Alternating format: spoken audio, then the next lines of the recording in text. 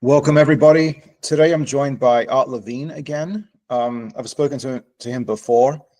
Art Levine is a journalist who has written articles for the Washington Spectator, some of them covering the UFO scene, but he's also written articles for mindsightnews.org about the mental health crisis and attacks on mental health services in the United States. He's also an author of a book about mental health. Art, do you want to add anything to that? Yes. I've been also recently, the book is called Mental Health, INC, How Corruption, Lax Oversight, and Failed Reforms Endanger Our Most Vulnerable Citizens. And it was excerpted as a cover story in Newsweek.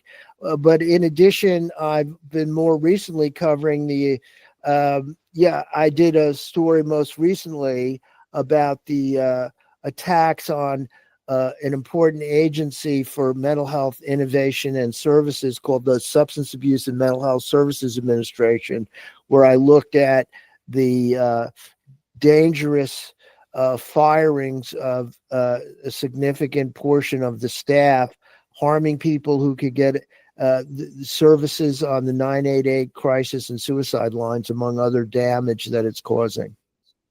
Yes, and just like me, you've been observing the current political developments in the U.S. with interest and concern. Yes. Well, there was actually a question I didn't really pass by you in our chat earlier before this recording, but could you tell people like how you see the Trump administration or Trumpism as different to traditional conservatism? Yeah, I think this is the thing is, I think this may have been a fever dream of some Republicans and very far right Republicans who wanted to destroy the federal government, but the Trump administration is doing something more savage and more illegal and more unconstitutional than anything that Richard Nixon did and anything that even Project 2025 imagined. So in Project 2025, which a lot of people know about, talked about, deep cuts in trying to get rid of the Department of Education, or deep cuts in the federal bureaucracy, or what was then called Schedule F, relabel political appointees, 50,000 of them, of civil service with civil service protections as political appointees so they could be fired. That was kind of within the realm of conservative thinking. But what's happening now and hasn't gotten enough attention is the crazed ideology stemming from Silicon Valley that is motivating Musk destruction of the federal government and Social Security. And we can talk in more detail later, but involves an ideology where democracy is just is antiquated and can't keep up with tech developments, and billionaire oligarchs, sort of viewed as philosopher kings, should be running their own oligarchical fiefdoms, and we don't need nation states or the federal government. But in the short run, they want to take over the federal government and loot it. And what is remarkable is, to me, is how Trump is allowing such obviously political damaging things like an open assault on Social Security. Even Medicaid assault is something that Republicans have been comfortable with. But Social Security and Medicare have a much broader constituency, even though Medicaid pays for nursing homes and pays for, is the leading payer of mental health care. So it's not just the poor, but senior citizens who are middle class who get benefited from Medicaid. But Medicaid has been considered something that they could go after because they can traditionally.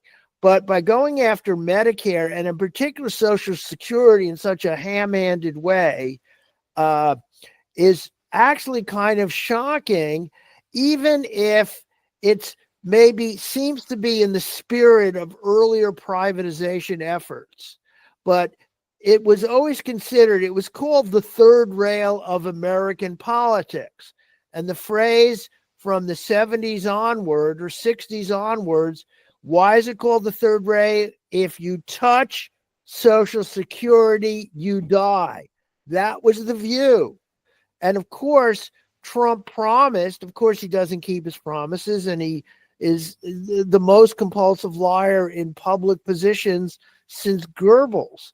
I mean, it's unbelievable. But still, he did promise, I'm not going to touch Medicare. I'm not going to touch Social Security. And then sotto voce, he sometimes said, I'm not going to touch Medicaid, but no one believed him. But on Social Security, it has been part of the, well-established, even if the original types of far-right types in the Republican Party in the 30s were opposed to it, it's so baked in to so many people's lives and the MAGA base. So that's what I literally am stumped by the degree to which Trump, a man of incredible narcissism and sociopathy, would allow Musk to run rampant that way on very popular programs. And part of my feeling why he's not being tougher is, as just introduced today or yesterday, is a new executive order to require anybody who wanted to vote to prove their citizenship. Well, do you or I don't have a passport. I can't prove my citizenship.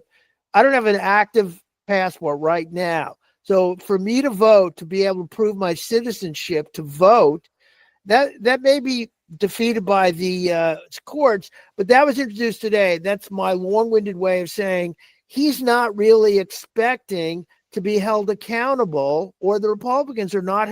They're not feeling that they could lose the House and the Senate in 2026. And he is actively seeking and wants a third term. And there's plenty of allies in Republican media who are supporting it.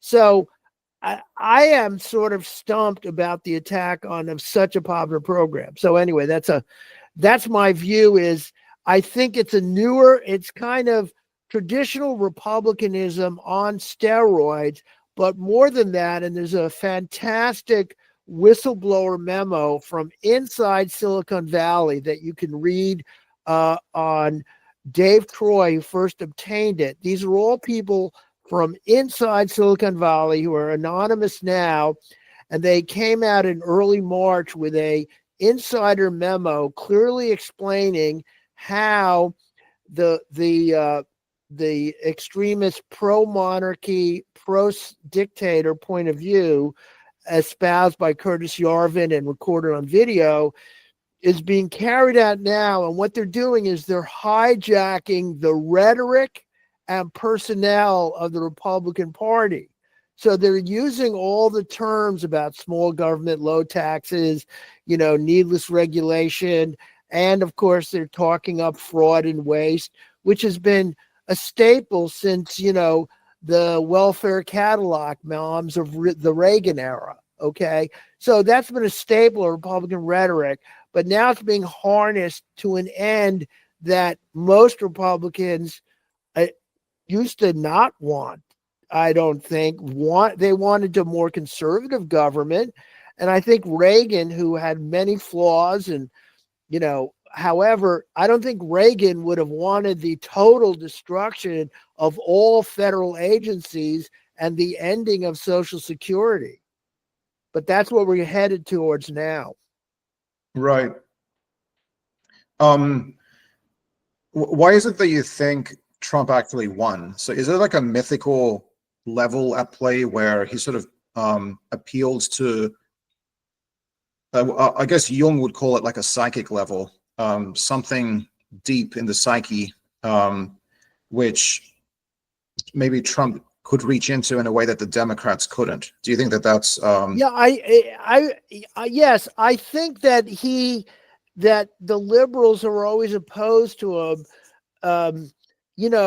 couldn't understand that people fall for it, but authoritarians like him are extremely skilled at their kind of communications. Now, and they're able to reach. Now there's all these studies and the debates about the validity of the authoritarian personality is very open to debate now in the sciences, but there is a subset of the public that definitely longs for an authoritarian figure, a father figure, a daddy figure. Tucker Carlson analogized Trump coming into office to daddy coming home and taking his belt off and spanking you. Okay. I think that was Mel Gibson. Mel Gibson said that? Yeah. Okay. Well, I'm confusing my proto-fascist celebrities, so forgive me. But what I'm getting at is there is that appeal that Trump offers, but the thing that's changed everything is the role of the rise of the social media bubble and the complete the destruction of truth in a way that wasn't even possible when back during the Reagan era or the George an early Republican era, they joked about, well, you have your truths, we have alternative truths. Or earlier than that, where someone was telling a journalist about, you're doing these photo images of us showing how bad we are, but we know the photos are what are very powerful images and they overcome your critical commentary. So, but everything has changed with social media, where it's created these personalized 24/7 information bubbles that stoke fear and anger as part of the algorithm. And that is a very much more powerful development than we've ever had in political life. I mean, and that I think is part of the reason. Now, this is not to compare Trump to the extremes of Nazi Germany and the Holocaust, but look what Hitler was able to do with just radio speeches and very striking print graphics and propaganda newspapers. Look what he's able to do with that society. Now, imagine how much more, and what he was able to get that entire society to move towards and tolerate. So this is so much more powerful. This is so much more powerful getting inside people's heads, and then increasingly they're going to be able to get inside their bodies through the different smart medical methodology. So we're in a whole new ball game here in terms of spreading lies and misinformation. And the role of conspiracy theory and conspiracism has also been very, very much in the discussion. So can you talk about that a bit? Yeah, well, there's this book by a professor, co-author, last name is Bloom. I think it's the title is Some People Are Saying, and it's arguing that earlier generations of conspiracy theories had some evidence around them, even if the evidence was ambiguous, sort of like, hey, there was a bullet that was oddly found next to the stretcher. There was the collapse of the planes, and you could argue that, maybe it was an inside job because of the heat of the steel and all that. So that used to be evidence-based, but not real evidence, but evidence enough to justify. And now this new conspiracism is sort of conspiracy theory without the actual theory. In other words, where you're now moving to an arena that became most obvious with the rise of QAnon, whose origins began in 2016 with Pizzagate, and then it spread. And there's great books and documentaries. The best documentaries are HBO's Into the Storm, and books by Mike Rothschild and William Sommer. But QAnon is an illustration how a completely fabricated scenario off of a guy claiming to be an insider Q on 4chan, which was a porn and anime site for, completely out of control internet younger people, then morphed into this movement that then helped drive the Republican Party and January 6th and Stop the Steal.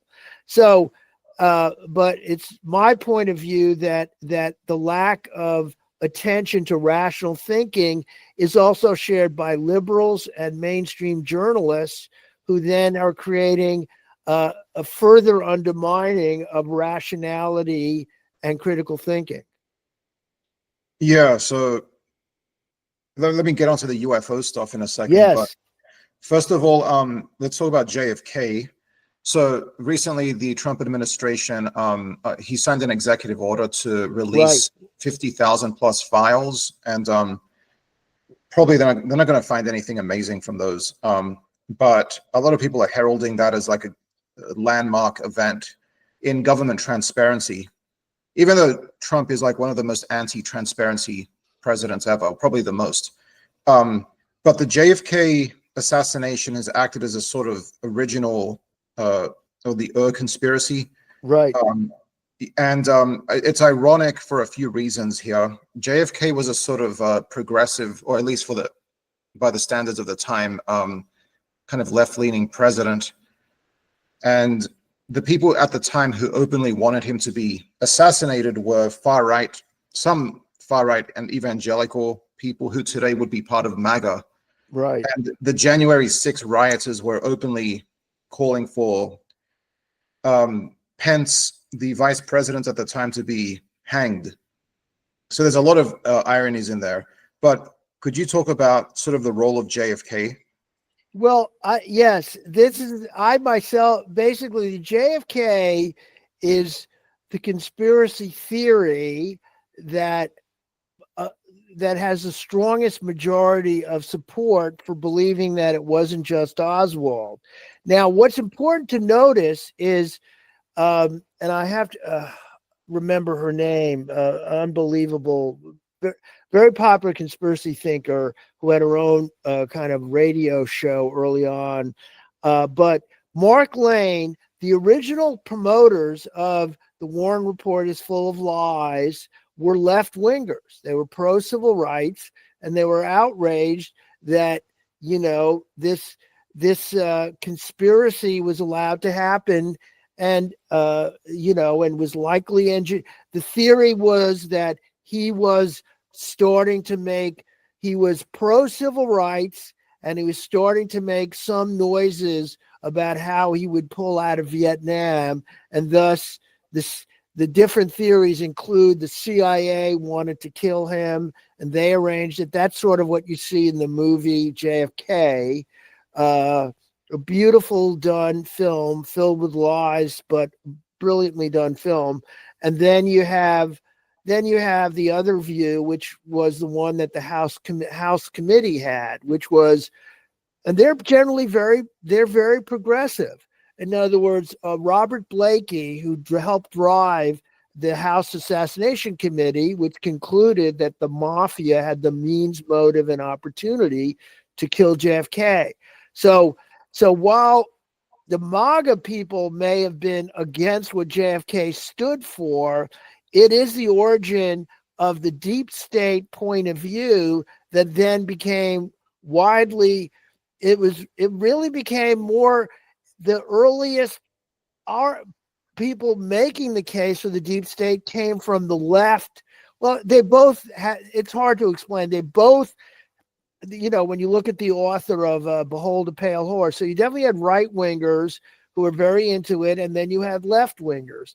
And so that was one of the first uniting conspiracy theories, and that helped create this industry of belief. And I would say that because it seems so reasonable to believe that he couldn't have acted alone. And there's actually it's ABC News with Peter Jennings did a special report that used all sorts of audio and video reconstruction and 3D modeling and computer modeling that wasn't available then to make the case that it was a lone assassin, that it really did come from the 6th floor of the book depository building.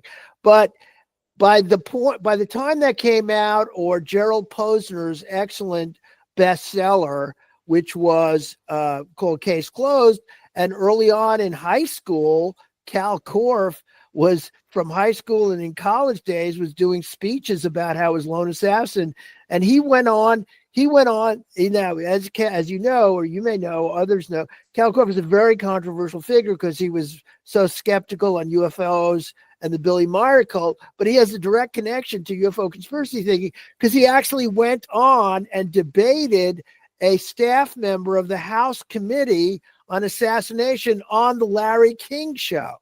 I mean, this isn't that what, and most viewers believe that Cal held his own and in fact probably triumphed.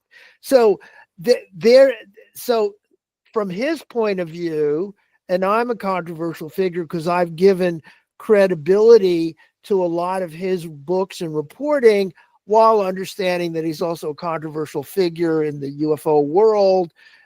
But I happen to know a lot about the misinformation and smears, etc. But the point I'm making, though, is that the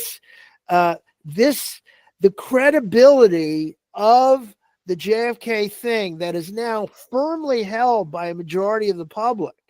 I mean, it would be hard to, I think I don't know how few people believe that it was a lone assassin, but it's definitely a minority view. I would say if you bring it up, it's just assumed, yep, they had multiple assassins. And the nice thing about a conspiracy theory where a bad outcome happened is there's so many plausible explanations if you don't have a definitive answer. And by the way, a comedian I admire, everybody, he just went up today, his new show, Josh Johnson, who's the most prolific comedian in America, has a very entertaining new thing about the release of those JFK papers. And he argues, he's really well informed, and he's a writer for The Daily Show, and he's doing something that hasn't been done in American comedy for decades, which he's producing 30 to 45 minutes of brand new material a week, much of it topical, mixed in with his personal storytelling. He makes the point that people seize on the minor redactions to then build it. He then argues they're not really after the truth. They want to keep the mystery of the conspiracy going. And that, I think, applies across the board to UFO X, all of the hustlers. And in fact, you know, in the UFO community, it later emerged that the classification that was overly classified, that John Greenwald and other researchers complained about, was actually implemented in the Defense Department by the true believing community who wanted to add more mystery. So it's a tangled, what is the exact line? It's a tangled web we do weave when first we attempt to deceive. So it's very hard to untangle this whole issue. I myself, as a journalist, used to believe in the JFK theory of the mob. And I helped an author work up PR material and get his book reviewed. It was called Contract on America. And it was a very well done book at the time from a researcher who worked at NIH, and he spent his own money. He was very dedicated, and he was a very big admirer. And it was a very credible presentation of the role of the mob and all that. But it wasn't until I read Case Closed and then studied more of the work that my own views began to change.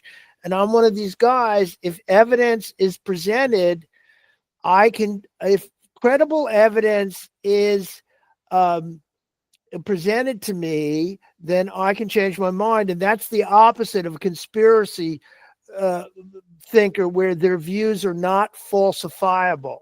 And the ability to hold a falsifiable belief and be willing to give it up is central to true science and rational thinking. And that's what we don't have right now in Congress, in much of the mainstream media, and in the UFO paranormal community, and these other conspiracy followers. Right. And Anne Applebaum and others have noted that paranormalism around the world has been sort of at the forefront in recent times in undermining democracy. So she's noted that this sort of thing's gone on in Romania, and other places as well, obviously in the US. Could you talk about some of the overlaps between conspiracism and paranormal ideas and how that impacts democracy?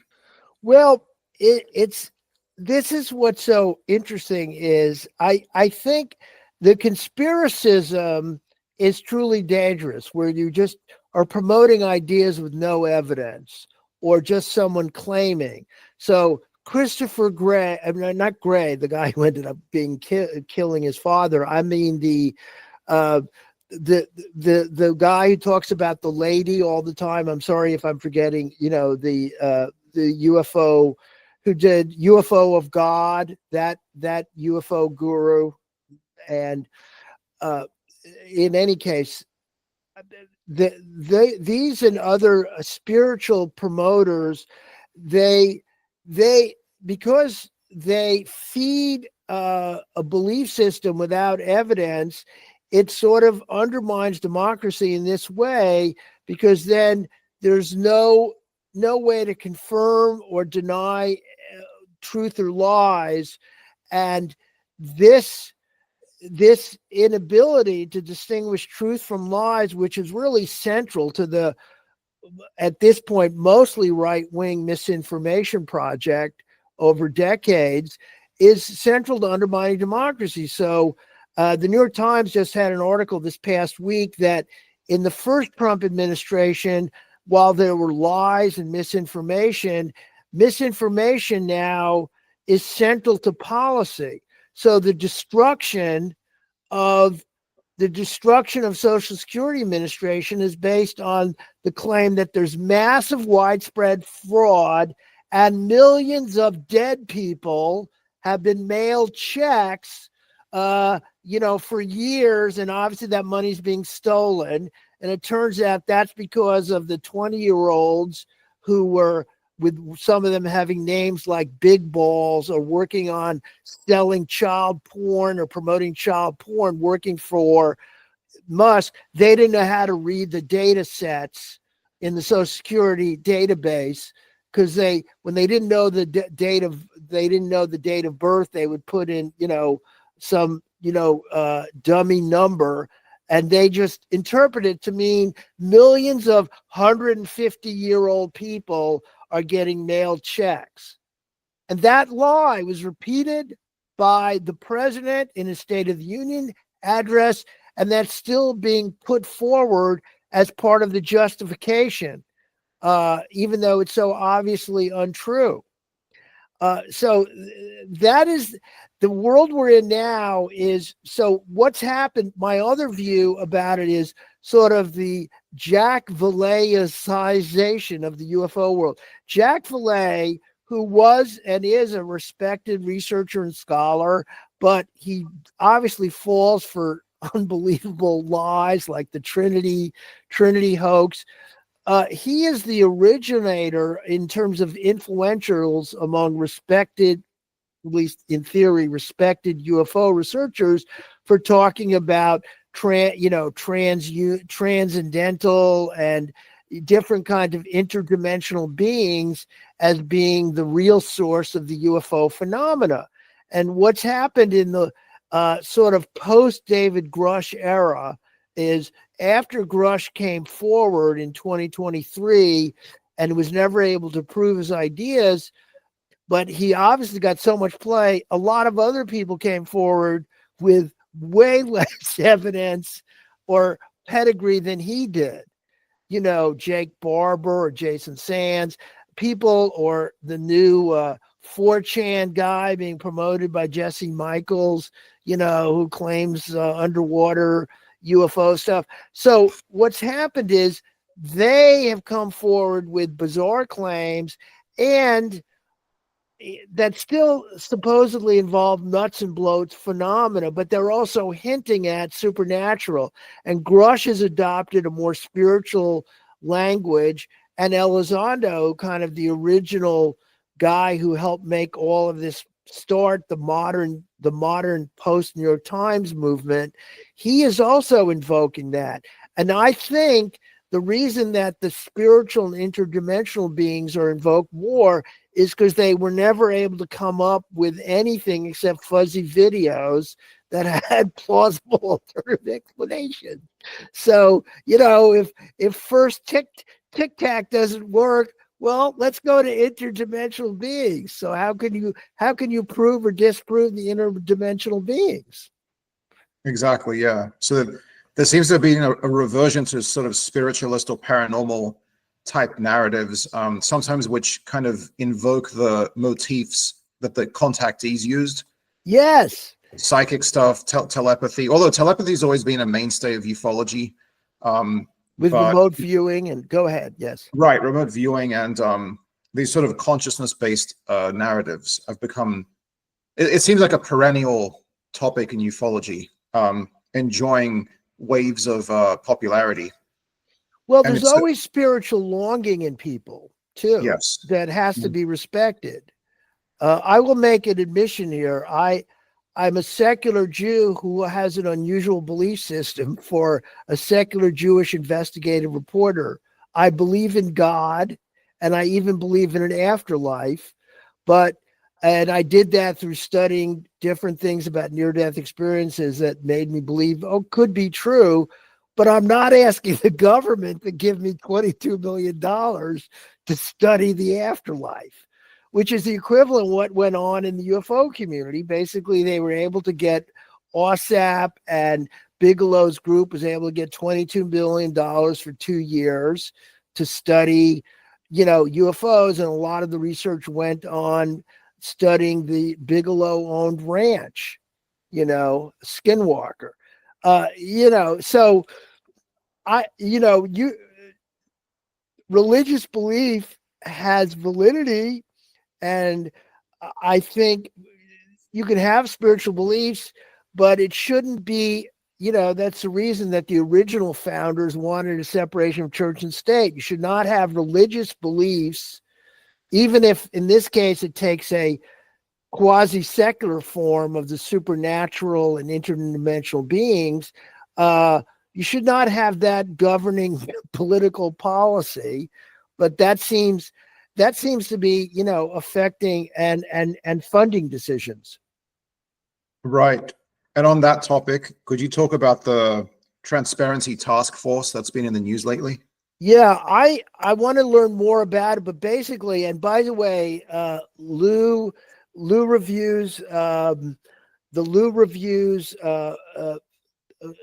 podcast show, yeah. And he goes under Lue Angeles on Twitter.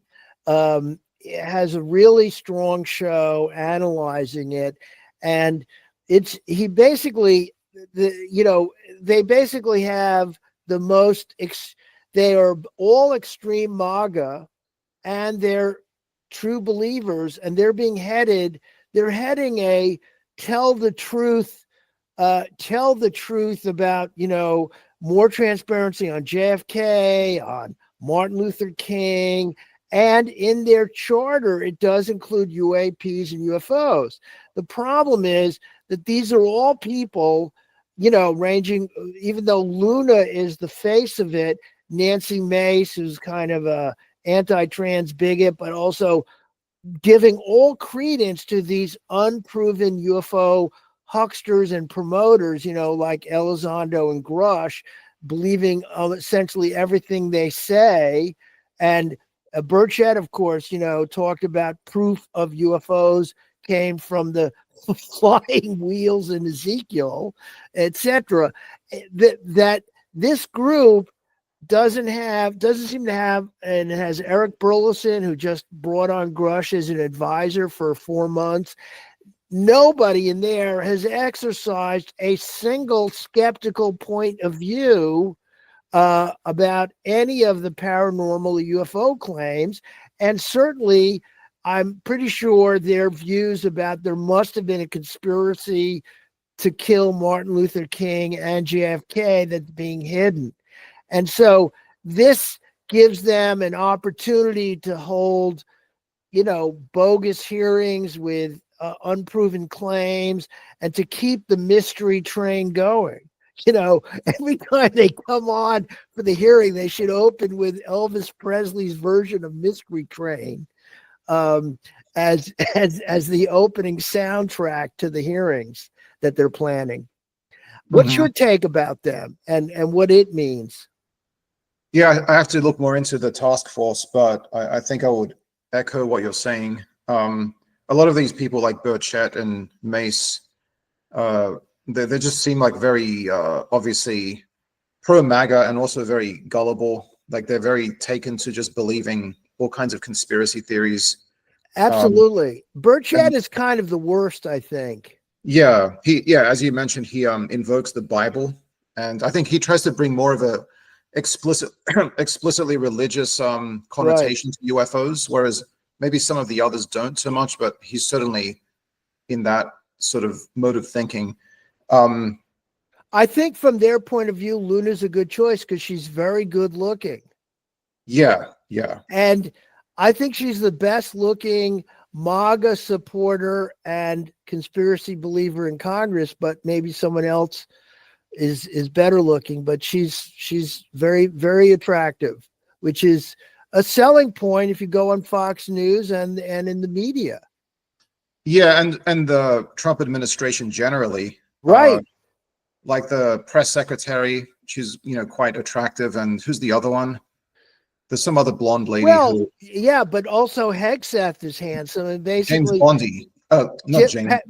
You mean Pam Bondi? Pam Bondi. Yeah. So the concept is like a significant portion of people in policy positions were hired directly from Fox News, either as guests or co-hosts. Mm-hmm. Yes. Do you just getting back to the whistleblowers for a second? Yeah. What do you think is like the psychological mechanism whereby people like Jake Barber, they relate their experiences, but what do you think generates those experiences, assuming that they're actually genuine experiences?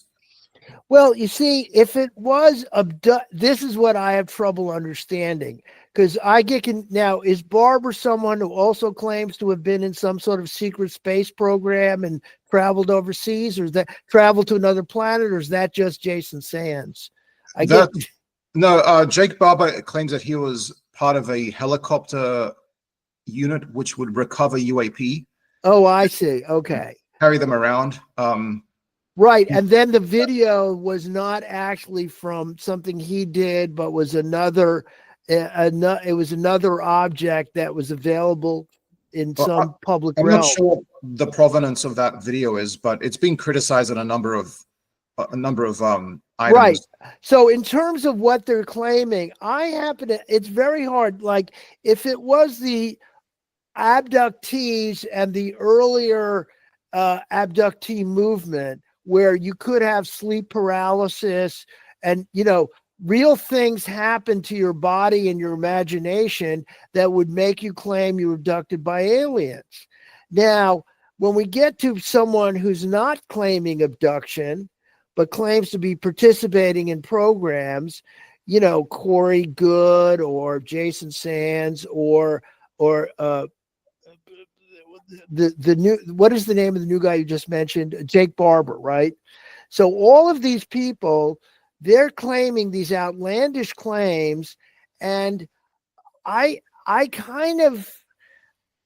feeling is if they were claiming things that they saw and thought were happening, or things that they were told, which is more what happened with Grusch, but to be able to be a sellable whistleblower, you can't just relay things people told you. You have to have experienced and participated. So the post-Grusch whistleblowers, and the least credible is Sands, but the post-Grusch whistleblowers came forward, and they're describing more outlandish stuff than is remotely possible. And I kind of think there may not be anything more, mysterious than a desire to get famous and rich, and or, possibly hook up with attractive members of the sex you prefer at conferences. I mean, it's a very appealing world to enter as a whistleblower. And, look how well Elizondo has done. I'm not accusing him of cheating on his wife. What I'm getting at is, though, that you can have books. Now Grusch is a co-producer working with Top Gun movie producer, the Top Gun series for a new Apple series.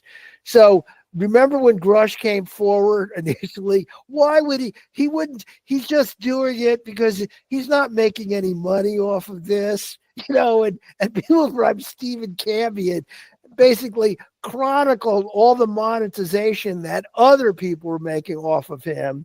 And then, at some point, Grusch has been able to cash in periodically. He's been brought on, not counting the new congressional, he's been on different boards and advisory boards. And, his credibility to the UFO community remains intact, as far as I can tell. More of the skeptics have produced more information. And my last article about the Arrow report that appeared in August of 2024 went into detail about every single claim that Grusch made, particularly that was so easily disproved, how much he wanted to meet with Arrow. And in other words, it's the advantage of claimants to working on programs is to disprove the more easily disproved claims that they make, of military service or whatever. In his case, there's no question of his military service, but he kept making these, claims. Oh, there's been people murdered, aliens have murdered people, and there's been UFO whistleblowers murdered, never a shred of evidence. And then the easiest thing to disprove was how much he wanted to meet with the Arrow committee. I'm waiting for his call. Please call me. He actually said that under oath. I'm waiting for his call. He knows how to reach me. And then it turns out there were like 5 or 6 different efforts to actually do an interview with him. And then the final time they stood him up in the lobby of the building where they were supposed to meet for a secure interview. And of course, his defenders have all these rationalizations. So I happen to think that for some people are willing to, I can't believe that the people who've come forward now, Jason Sands and Barber, who are getting the most attention, and the new, because they keep coming forward with zero evidence, just their military credentials. And as Stephen Cambion has demonstrated many times, particularly 30 years of Greer whistleblowers, most have been discredited of never serving where they claim to have served. But this new group, I can't believe it's anything except greed, greed and power. It reminds me of the line that Sigmund Freud, he was once asked, why do artists create? He said, for love, power, for power, fame, and the love of beautiful women. That was his explanation. I think that might apply to the UFO whistleblowers. Mm-hmm. Yeah. Jake Barber's story, the one that he relates to his experiences about recovery of the UAP, he invokes a lot of images from the psychic, milieu of UFOs. So he talks about psionics, which was a term, right. I think it was first used in the 60s by some sort of hippie type groups, but it was also a term that was used in the what's that popular role-playing game? Dungeons and Dragons? Dungeons and Dragons. Oh, they Yeah. use the term Psionics, yeah. And right. so, and there's other items in there which I thought were reminiscent of some movies and things about UFOs, like when he talked about like hearing a voice that was feminine while he was, flying the helicopter. That sort of reminded me of the movie.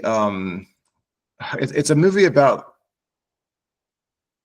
aliens who are sort of resuscitated from underneath the ice, and then a helicopter crew is sent there to destroy them, and the pilots receive telepathic signals pleading Oh, with I don't know that movie. By the way, the person who does talk about communicating with the feminine is Chris Blesdo. That's who I was referring to earlier. And he is so successful. He had documentaries on him, books, and he had Jim Semivan write the intro to his book. He was a former CIA guy who was part of the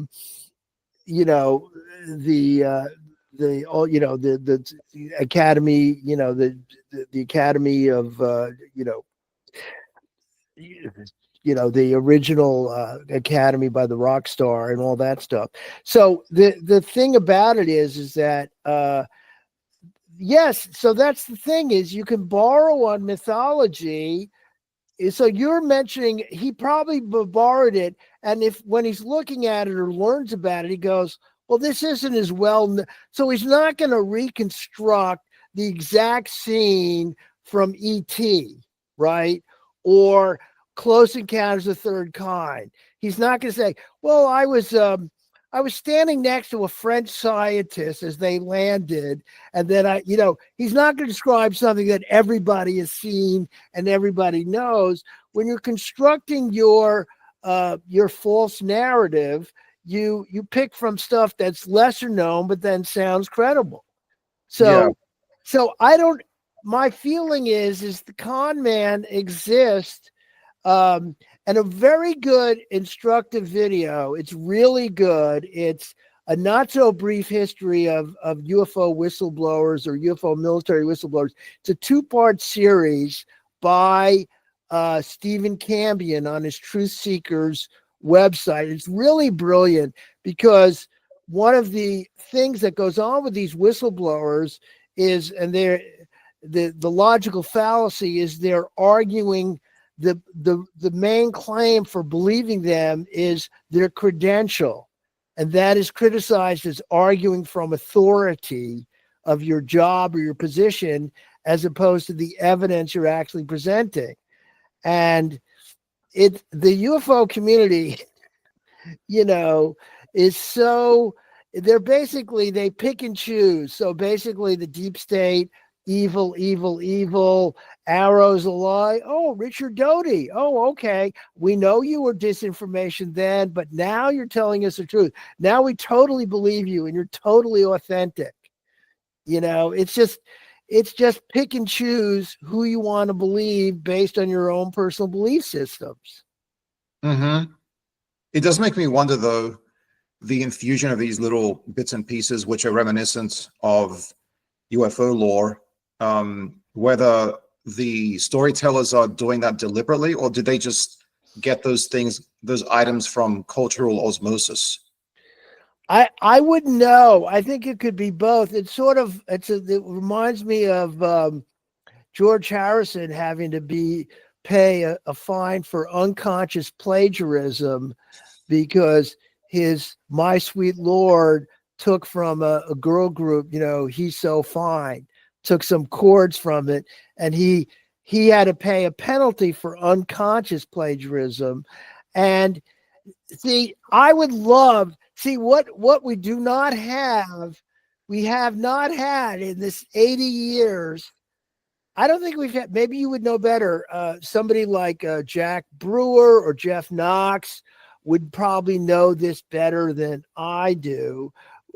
In the history of the UFO whistleblowers movement, how many whistleblowers have come forward and said, I was lying and made it up? May some hoaxes have like some teenagers who are caught by the Teenagers have done hoaxes, but Yeah. not people who've been regular. The only parallel is something in the era of spiritualism. There were the Fox sisters who helped start the wave of spiritualism and knocking and all that stuff. And then they admitted, this is in the late 19th century, and they helped. Then one of them retracted, and everybody who had believed in spiritualism and they're communicating with the dead got so angry. She then undid her retraction. And then later in life, and it's a very good movie, Sir Arthur Conan Doyle was very friendly with Houdini, and Arthur Conan Doyle believed in the fairies, these little fairies that had been created in these photos by these young girls. And he was promoting this, and Houdini, was played by Alan Arkin in the movie, was trying to like raise doubts about it. But later those girls admitted that they, even at a young age, knew enough how to create cardboard fairies to put in front of themselves with primitive cameras in the early 20th century. But there was a big belief in fairies in the wake of World War I, and so many people wanting to communicate with their loved ones. But when we get to the modern UFO movement, you have almost nobody. Like to this day, I don't think Uri Geller, who was, plausibly accused of faking his studies for the SRI remote viewing, and was later exposed on the Johnny Carson show for not being able to really bend spoons with his mind by the magician Amazing Randy. To this day, he has never conceded that he acted using really great magician skills and tricks, and he's now back. He's come back. He's now more visible because this is the guy who's been doing, mind tricks, but, we have to say alleged mind tricks. Maybe they're genuine, maybe they're not. But he's back because, in part, I'm sure he sees how wide open the audience is for this now. And so he's becoming more visible and more vocal on social media, doing more interviews. And you'd think if you were exposed on the most popular nighttime show in television history, because Amazing Randy set up the cameras and the set so you couldn't pull sleight of hand spoon bending tricks, you'd have disappeared quietly or gone on to be a world-class magician, which he is. He's an amazingly skilled magician, very charismatic. But he has never admitted, and I will concede, he's never admitted ever faking anything. So that's the world we're in. And the downside to me is this lack of rationality, and that's where the New Age and the liberal conspiracy theories help contribute to the kind of conspiracy thinking that now is dominant in the Republican Party and MAGA and Musk, where these views, if an entire segment of the population, develops the view that the deep state is covering up the truth of the aliens and the dead bodies and the UFOs that have landed, and some of those, that's basically across the board acceptance of no evidence and abandonment of critical thinking, and that can't be good for democracy. Even if I'm sure many people on the, assuming they didn't go into the what's called the pastel Paisley QAnon world of yoga moms who got into anti-vaxxing and then supported QAnon, I'm sure there are liberal UFO believers who are very hostile to Trump, very hostile to Musk, and don't see a connection between their creating a world that disregards rational and critical thinking and hostility to the deep state and the rise of the Trump movement and Elon Musk.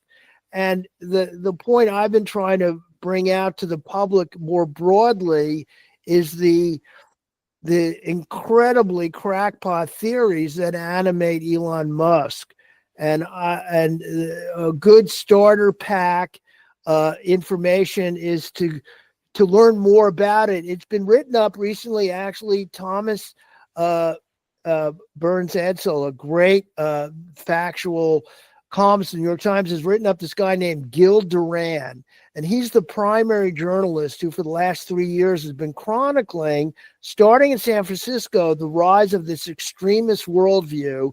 Rachel Maddow's done a little bit, led by a guy named Curtis Yarvin, who's kind of called the in-house philosopher for Peter Thiel. And Peter Thiel is a hardcore UFO believer, and Elon Musk is not. But Thiel has helped bring Musk into the worldview of what's called by outsiders and sometimes the neo-reactionary movement, or they call themselves the Dark Enlightenment. And at one point, Musk himself is wearing a black MAGA hat. He called himself Dark MAGA. So these are echoes of this worldview that argues that tech is so far past our current political systems that political systems that now exist can't keep up with it, and we need to move towards essentially feudal-like oligarch-run philosopher kings running nation states, feudal kingdoms, and it's sometimes called techno-fascism or technomonarchy. And when you say that, you think, oh, well, this is just some left-wingers making up their nightmarish projections on what these right-wingers are thinking. No, the value of Gil Duran's work that can be found on the website www.thenerdreich.com. So it's a pun on the Third Reich, but it's thenerdreich.com. And he started his work profiling their effort to take over San Francisco politically. And then he saw that, wait a minute, they're now moving into taking over national politics. And they sort of, Vance and Musk sort of pushed J.D. Vance, who is basically a brand new senator, but came out of that world, onto Trump in exchange for the promise to spend untold hundreds of millions of dollars to help him get elected, which can be done thanks to Citizen United decision. So this worldview, and it's important to understand this worldview, and this is important is because Gil Duran's argument in some interviews he's given that are also featured on his website is there's this cult-like view following this philosophy. And so government is evil, is holding back tech progress. We, the philosopher, so it's sort of a cult-like worldview and not engaged in rational thinking, even though they were rational enough to create these powerful, internet companies. They now are acting on a cult-like view that the federal government must be destroyed. And the inspiration for what Musk is doing to federal government comes from Yarvin, who had said, what's his solution to get rid of the federal government? And which he said is, in the course of the same speech in which he said Americans need to get over their dictatorship phobia, he talked about, what is the solution? Retire all government employees. It's called RAGE. And there's no exact acronym for what Musk is doing, but his approach is fire all government employees without any of the constitutional legal support for it, but you have a quiescent Congress. So how does, liberals who believe in UFO make that possible? It's because they've helped create a broad acceptance of conspiracy thinking and lack of critical thinking and challenging total lies. And so the person who originally began writing about this most intelligently, like every word she ever wrote essentially about this topic, is Hannah Arendt in 1951 in Origins of Totalitarianism. And she looked at how the goal of creating of lying endlessly has multiple reasons. They all apply to the Trumpists, and that includes creating a loyalty test so that you go from one lie to another, and when he contradicts himself, you go with this new lie because that proves that he's owning the libs and he must be right. And then the other thing, the reason you keep pushing out a flood, a fire hose of shit, as Steve Bannon or Putin's advisor said, is you destabilize the ability to actually determine truth. You destroy truth as a concept.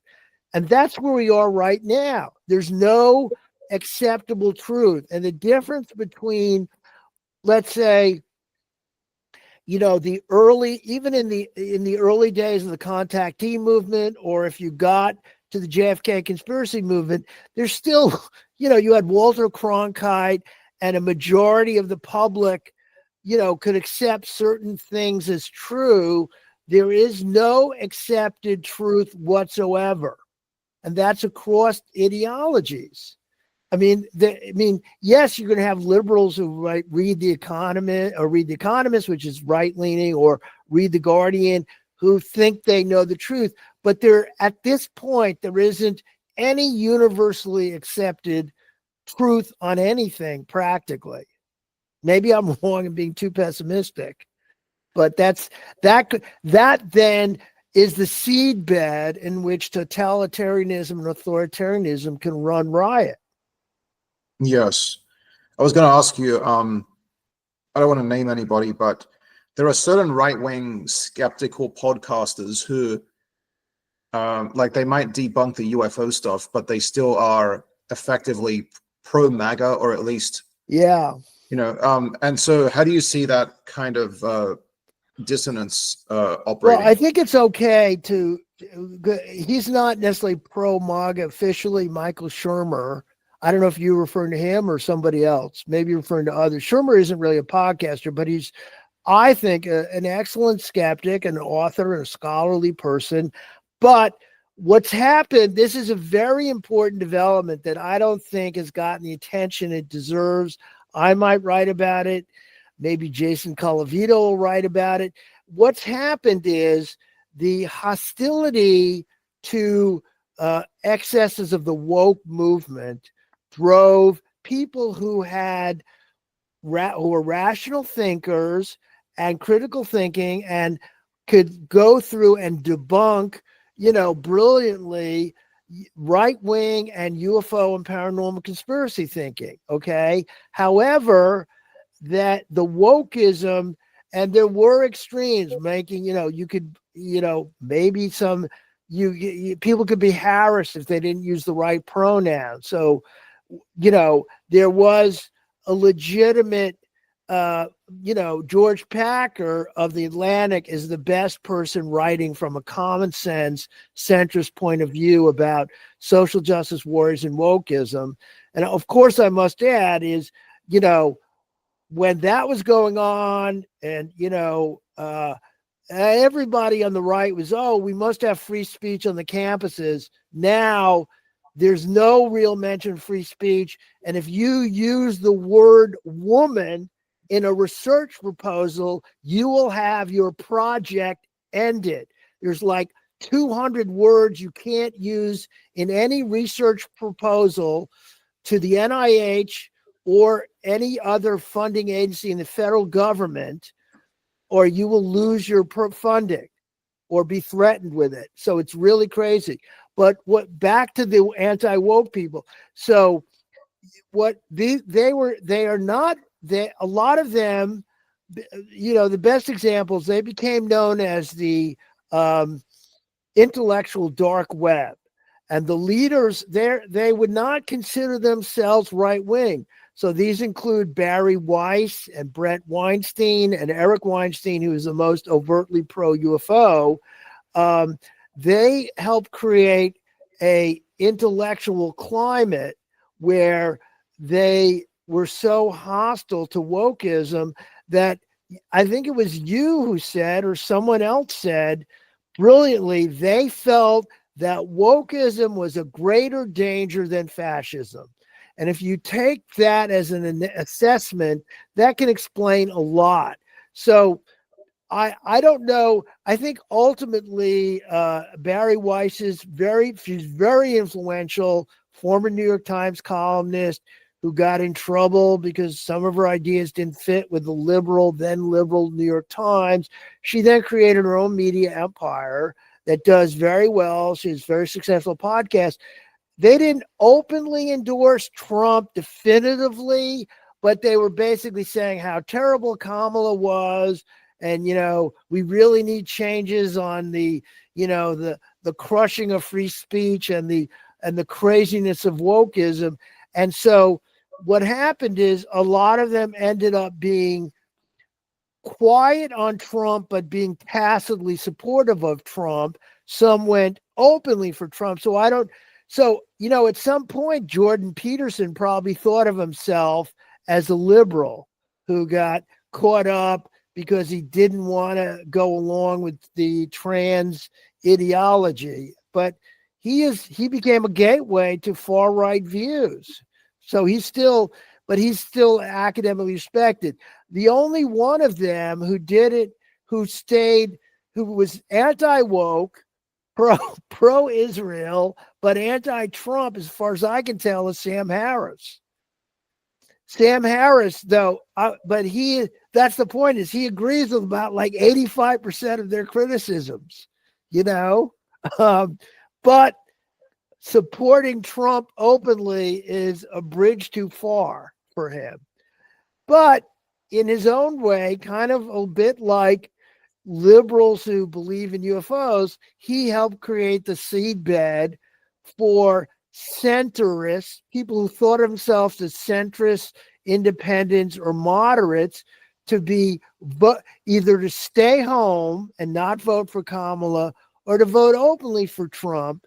Although I think the data is starting to come out. I mean, about why and how Trump won. I mean, it was a lot of younger people voted, except young men, I think, helped make the difference, and people who weren't that politically active before. And if you have an upswing in both Black voters and Hispanic voters for Trump, and enough well-educated people who were hostile to the Kamala and Biden because of Israel, all of that, plus the horrible economy, drove everybody's hostility.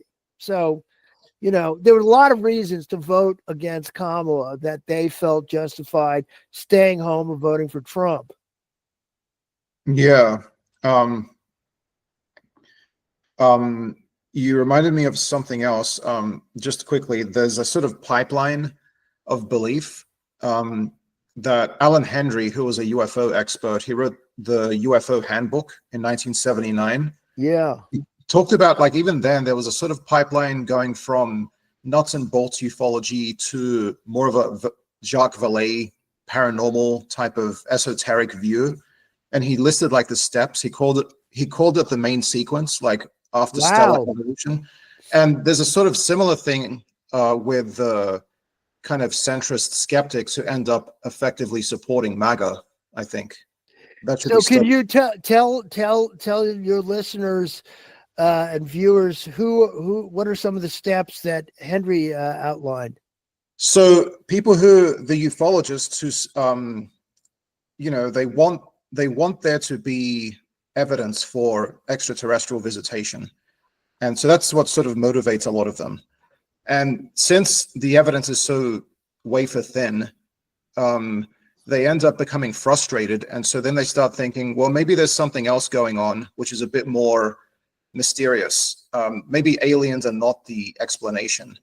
And so slowly they start to adopt the view that the most informative narratives are those to do with the close encounter reports, because supposedly those are the most information rich, right? The contactees or the abductees talk about like all these details about inside the spacecraft and like the medical procedures and whatnot. And that seems more informative than, you know, something seen in the sky for a few seconds and things of that sort. So they start to take the CE3, the close encounters of the third kind and fourth kind, which are the abductions, stories as being representative of the whole phenomenon. But they can't reconcile that with extraterrestrials because the accounts are just too absurd. And so then they start to think about what else could be causing this. And they kind of end up believing in some kind of fairy lore crossover or overlaps with, you know, paranormal more broadly. And they start to absorb all the stories about like the poltergeist reports and the hitchhiker effect type things. And so it becomes kind of this menagerie of different things lumped together. And it becomes more and more esoteric. And so that's how they end up, you know, going from a very physicalist, supposedly very scientific outlook to this more spiritualist or paranormal outlook. Well, you know, there was an amazing study that I highlighted, I think, in my first or second article for the Washington Spectator. And I learned about it from Michael Shermer. And he did a whole video. Scientific American published, I didn't study the details of it, but they did some study, presumably included in-depth interviews, some polling, that found that people who believed in UFOs had less of a connection to any organized religion or spirit or religious practice than other Americans. And the premise, I think one of the conclusions was that this is a way. Now, this is, I think, the nuts and bolts types before they get into fairies, the nuts and bolts, which is the starting point, you know, the videos you see in the Navy. So the nuts and bolts types, this is a way to kind of provide expression for your interest in a belief larger than yourself, for meaning larger than yourself, to add meaning, a sense of there's something out there that is very spiritually comforting. And it's similar to the spiritual impulse of worshiping God, but they come out of a more, at least used to be, rational or pro-science point of view. So they've read science fiction. I bet you reading science fiction is sort of a precursor. Watching science fiction movies, reading the books is then a precursor to then accepting reports of UFOs. And some portion of them still are hunkering for good evidence. But then later, so that too, though, see, that, you know, I like sci-fi, but I'm not an expert on it. But sci-fi and fantasy do those streams of literature. I'm sure a lot of secular people who are secular respond very strongly because it has law, it has myths, it has meaning, it has you know, sources of power in the universe beyond yourself. It's kind of heartening, you know. And so I think that Scientific American study is, but when you if you mention it to people right now who are true believers, they get furious. Because if you call something a pseudo religion, you're only a half step from just saying you're in a cult, you know. And you know, no, I would say the one true thing of a cult is nobody in a cult, not necessarily leaders, no followers ever said, you're right, I'm in a cult and I'm being brainwashed by false beliefs and doing things that are ultimately harmful to myself.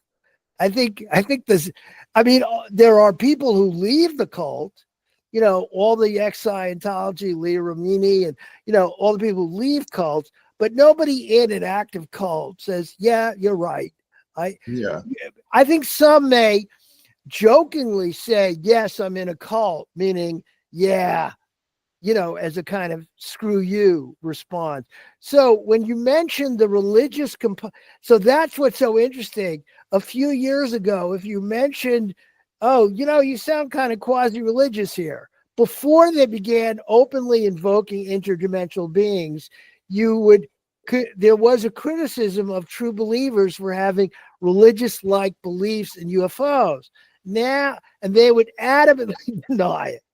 Like, you're smearing us, you're accusing us of being mindless zealots, etc. But now if they're in talking about interdimensional beings and wormholes in which the aliens appear, and that is now common parlance, that is an acceptance of spirituality. However, the difference is, unlike, let's say, the average churchgoer, devout Catholic, or a believer in mysticism, let's say like me, I'm not necessarily claiming, oh, we have like phenomenal evidence that justifies a belief system. But the people, I would think that the people right now, like the Henry people, didn't even the people who were at the tail end of the Henry domino effect that you were describing, weren't they at the tail end still thinking there was good evidence for their beliefs? They weren't just evidence in terms of testimony, not necessarily physical. Right, but that's the point, is testimony. That's a very key ingredient right now. Yeah. For about 95% of UFO believers right now, testimony, particularly sworn testimony before Congress, because how would they lie or not tell the truth? Because they would definitely go to prison if they lied. So you must believe everything Lue Elizondo and David Grusch and the others say under oath, because otherwise they 100% will go to prison. Is their worldview about how Congress works, But testimony is evidence to them. But that's where the skepticism that is arisen around Elizondo in particular is very striking. So UFO Joe and some other influencers, there's a one based in Britain who's very smart, who's come out against Elizondo. So they still believe in other stuff, but Elizondo is kind of a bridge too far for them. And that's the first inkling of skepticism that came out of them. And Elizondo single-handedly grew the UFO movement exponentially, and his lies became so transparent as the years went on that he served to undercut the true believers. His influence is widespread. Elizondo is interesting for some of the reasons we've been just mentioning, in that he initially invoked a very nuts and bolts type of idea, and then gradually now he's become more, like in his book Imminent, he talks about ESP and using psychic powers to interrogate terrorists in Guantanamo Bay, right, and stuff like that. So like even he is leaning into the spiritualist and consciousness aspects. And yes, that's the thing about Stephen Greenstreet of the New York Post. He's been shouting from the rooftops, he's probably had 100 posts about, hey, the guy you're putting on your mainstream news media and putting before Congress, he said he sent the ghost to Guantanamo to shake things up. I did some preliminary research, and I still hope to write about it, about the development from Elizondo's book through now. But the Elizondo, so Greenstreet was trying to, he said literally, and I'm sure he's correct, not a single interviewer from the time of the book being published through now, not one, even mainstream media, who he wants that attention, would ask him about, hey, in your book, you said you and two other remote viewers sent a ghost to the cell of an accused terrorist in Guantanamo and shook his bed so hard that the guy then confessed. Can you tell us more about that? No one's mentioned that. Yeah, well, that sort of resuscitates the Leslie Kean model of, when she came out with a story in the New York Times in 2017. She later admitted in one of those documentaries that she didn't want to emphasize the paranormal angle of ATIP, which is actually ORSAP, because she wanted to kind of sell credibility for UFOs. She just kind of focused on the military sightings angle. Well, I was very proud. I interviewed her on the record for my first article, Spaceship of Fools, which has dozens and dozens of resources in it and web links. I interviewed her on the record, and she told me, so when I asked her about, what about the Skinwalker Ranch stuff, and a lot of the, the poltergeist, she said the public wasn't ready for that. So she basically said to me equivalent what she said to, and I think I mentioned her life after death work, and she said, first the public has to be, accept that. Now her life after death is gotten very successful. She's had a bestseller book. She had Netflix series, and she served on the board of a Robert Bigelow group. I think it might have been, I don't know if it was called NIDS. It might have been, but it was some other group Bigelow ran. And right before, so she ran her articles and then joined the board. She joined the board of a Bigelow group that she'd just written about. Okay. A year or two earlier, joins the near-death study group, and they offered like this big prize to someone who came forward with an easily debunked near-death experience story based on his son, his son being reincarnated because he remembered things about World War II. Okay, you have to look into it. It's wild. So they gave this big prize. She's sitting on this board, and then right before new hearings are going to be settled, she quits the board because she can't openly write about ATIP and UFOs while sitting on the original, so she, wasn't technically guilty of conflict of interest, but, so that's one of the things that she did. So, by the way, before we go, I want to mention an upcoming article referencing my reporting. That's also a good way to get a window into how crazy conspiracy thinking is affecting us now, which is a Substack called American Manifesto, is citing my recent article about the destruction of the Substance Abuse and Mental Health Services Administration as illustrative of the dangerous, deadly impact of all of the cuts that Musk is doing. And given what's in some ways, the biggest side of deaths are going to be all the people not getting food and AIDS medicine. And recently, Nicholas Kristof of the New York Times had, a economist do a projection. As many as 250,000 people are going to die overseas within the next year because of the ending of USAID. Now, the belief that foreign aid is inherently weakening to America and is bad and is a waste of money is essentially conspiracy theory held by the right wing since before Goldwater in the 60s.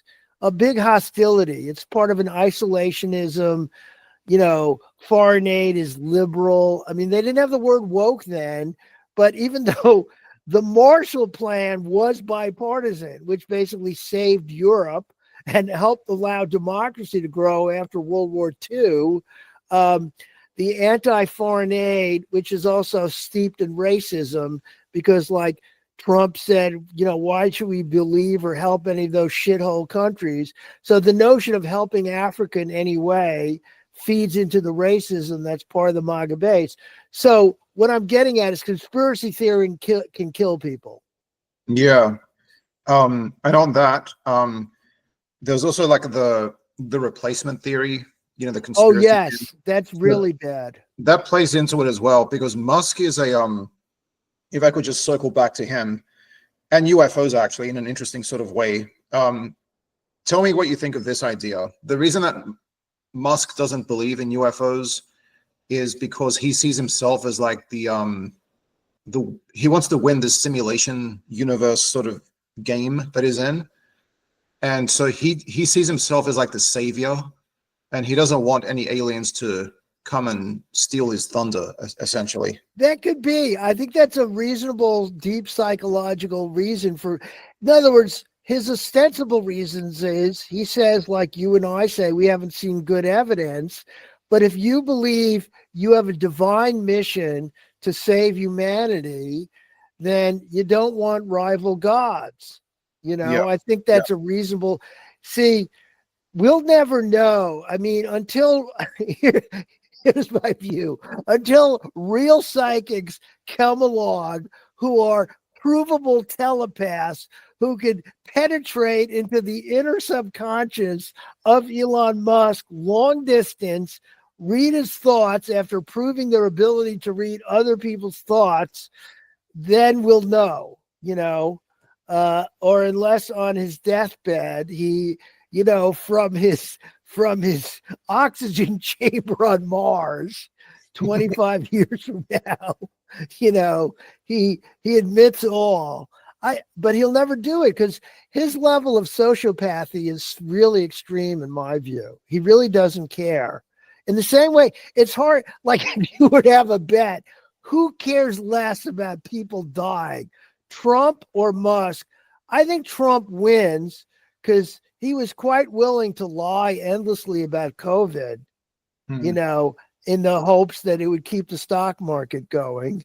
And, when you hear those early COVID tape interviews with Bob Woodward, where he says, Bob, this is February 2020, Bob, it's really, really bad. It's in the air. It can kill people. I just learned this from the Chinese, from the Chinese prime minister. It's bad. It's in the air. It can kill people.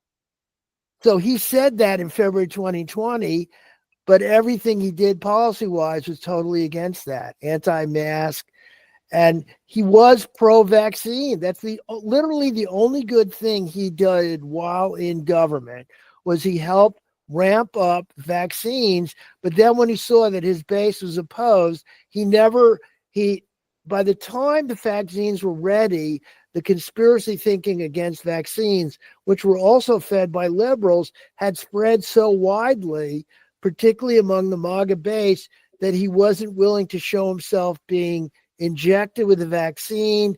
And after his first political rally, where he talked up his Operation Warp Speed to bring the vaccines to market, and everybody booed, he never mentioned it again,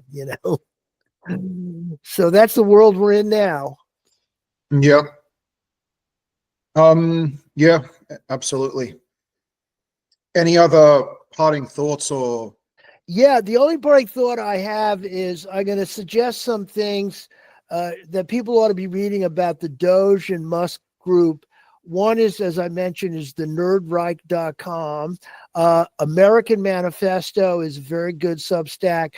But if you can take it, the daily, this Olga Lautman, who's an amazing researcher on Russian influence and crime, she just broke the story about how one of the participants in the Signalgate chat was in Russia with his private phone in the Kremlin, right, arranging to participate, started being in the group chat while in Russia. Okay, one of the top aides was in Russia when the group chat.